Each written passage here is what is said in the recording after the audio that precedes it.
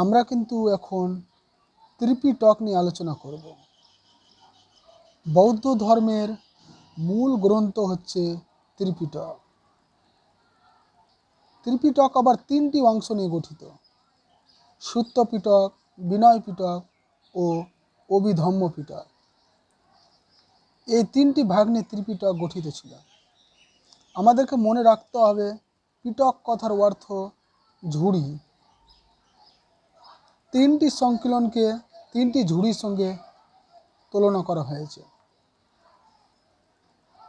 সূত্র পিটক হলো গৌতম বুদ্ধ ও তার প্রধান শিষ্যদের উপদেশগুলি ছিল ওখানে।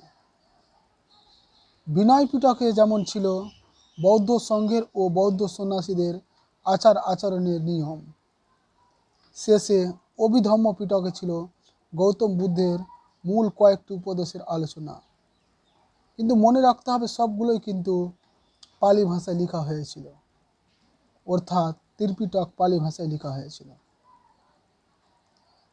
Thank you.